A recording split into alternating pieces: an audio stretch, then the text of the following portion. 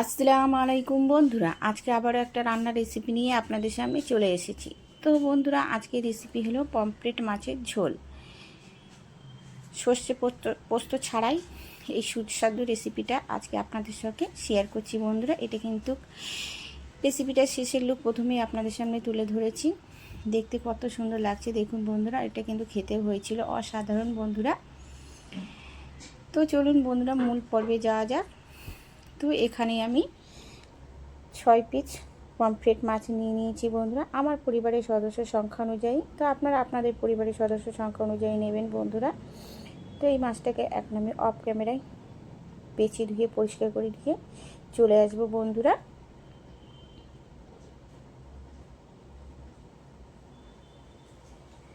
তো বন্ধুরা, আপনারা তো জানেন ইউটিউবে আমার একটা ছোট্ট চ্যানেল আছে, আর আপনাদের ভালোবাসায়, আপনাদের সহযোগিতায় আর আপনাদের সাপোর্টে একটু একটু করে এগিয়ে নিয়ে যাচ্ছি বন্ধুরা।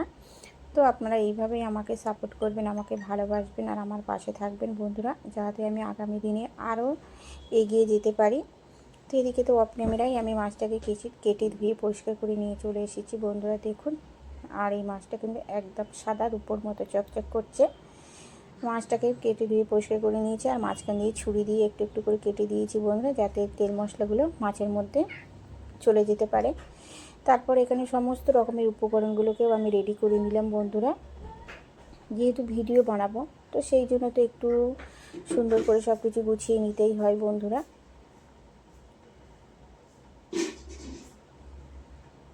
তো আশা করি কাছে দূরে দেশ বিদেশে যে যেখানেই আছেন সবাই ভালো আছেন, আর সবাইয়ের ভালোবাসায় আমরাও খুব ভালো আছি বন্ধুরা। তো এরপরে আমি মাছে যে দিয়ে দেব লবণ, আর দিয়ে দেব অল্প করে একটু কাশ্মীরি লঙ্কার গুঁড়ো, আর দিয়ে দেব হলুদ গুঁড়ো। তো এটাকে দেওয়ার পরে আমি খুব ভালো করে মাছের সঙ্গে মাখিয়ে নেব হাতের সাহায্যে।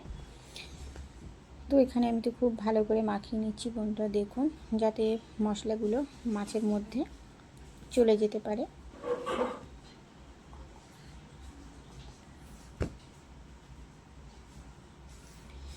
তো মাছটাকে এদিকে আমার যে লবণ হলুদ আর লঙ্কার গুঁড়ো মাখানো পুরো কমপ্লিট বন্ধুরা।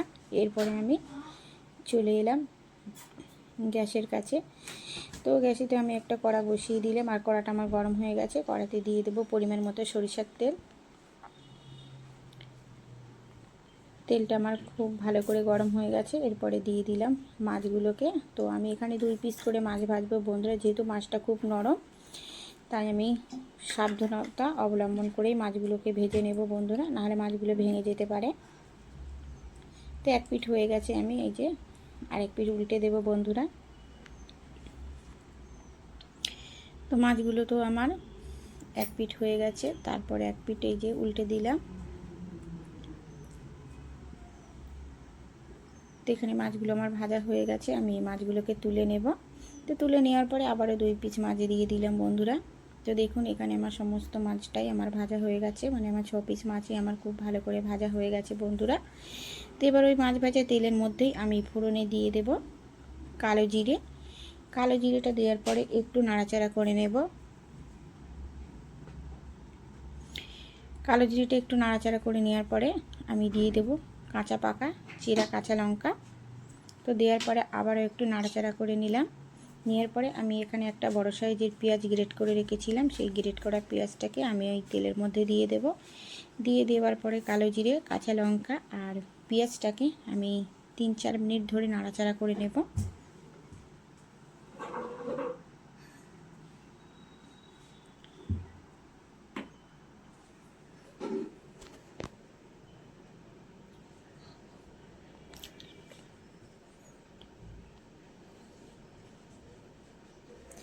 তো আমার খুব ভালো করে নাড়াচাড়া করে নেওয়ার পরে এখানে দিয়ে দেব আমি আদা রসুন বাটা। আদা রসুন বাটাটা দেওয়ার পরে আবারও পেঁয়াজের সঙ্গে একটু নাড়াচাড়া করে নেব, যেহেতু আদা রসুনের একটা কাঁচা গন্ধ আছে বন্ধুরা। তো 2-3 মিনিট মতো নাড়াচাড়া করার পরে এখানে একটা থেকে সুন্দর একটা সুগন্ধ বার হয়েছে বন্ধুরা, যেহেতু কালো জিরের তো একটা সুগন্ধ আছেই। তারপর এখানে দিয়ে দেবো সমস্ত রকমের গুঁড়ো মশলাগুলো। তো প্রথমেই দিয়ে দেবো হলুদ গুঁড়ো, জিরে গুঁড়ো, ধনে গুঁড়ো, আর কালারের জন্য এখানে দিয়ে দেবো কাশ্মীরি লঙ্কার গুঁড়ো। তো দেওয়ার পরে মশলাগুলো আর দিয়ে দেবো স্বাদ মতো লবণ, দিয়ে দেওয়ার পরে সমস্ত কিছুই খুব ভালো করে নাড়াচাড়া করে নেব। আর এখানটায় আমি গ্যাসটা একদম আস্তে দিয়ে রেখেছি বন্ধুরা, নাহলে মশলাগুলো পুড়ে গেলে খেতে ভালো লাগবে না। তো এখানে এক্ষুনি আমি জল ব্যবহার করব না বন্ধুরা। তো খুব ভালো করে নাড়াচাড়া করে নেওয়ার পরে এখানে আমি দিয়ে দেব একটা টমেটো গ্রেট করে রেখেছিলাম, সেই গ্রেট করা টমেটোটা দিয়ে দিলাম। তো টমেটোটা দেওয়ার পরে আবারও খুব ভালো করে আমি একটু সময় নিয়ে কষাবো বন্ধুরা।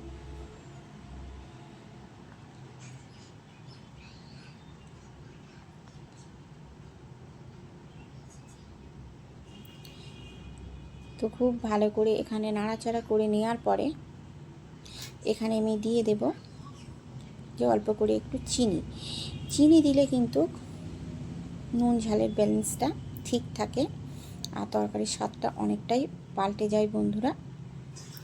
তো চিনিটা দেওয়ার পরে আমি আবারও 2-1 মিনিট নাড়াচাড়া করে নেব বন্ধুরা। আর নাড়াচাড়া করে নেওয়ার পরে কত সুন্দর তেল ছাড়তে শুরু করেছে দেখুন বন্ধুরা। মশলা আলাদা হয়ে গেছে, তেলও আলাদা হয়ে গেছে। এই পর্যায়ে আমি দিয়ে দেবো এখানে পরিমাণ মতো জল।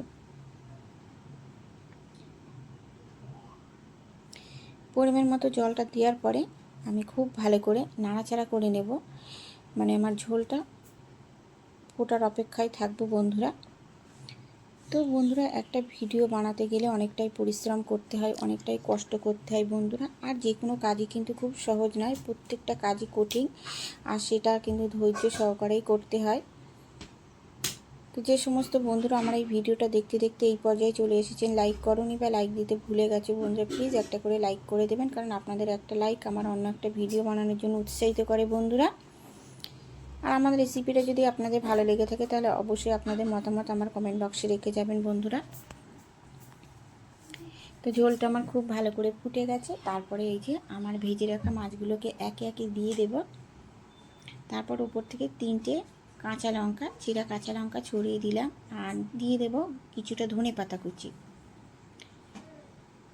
তো আমি আবারও বলবো বন্ধুরা, আমার রেসিপিটা যদি আপনাদের ভালো লেগে থাকে তাহলে অবশ্যই লাইক কমেন্ট শেয়ার করে আমার পাশে থাকবেন। আমার পুরনো বন্ধুরা তো আমার ভিডিওটা অবশ্যই দেখবেন, আর যদি কোনো নতুন বন্ধু আমার ভিডিওটা দেখে থাকেন তা অবশ্যই আমার চ্যানেলটিকে সাবস্ক্রাইব করে দেবেন, আমার পাশে থাকবেন বন্ধুরা। আর বেল বাটনটাকে অন করে রাখবেন যাতে নিত্য নতুন ভিডিওটা আপনাদের কাছে আগেই পৌঁছে যায়।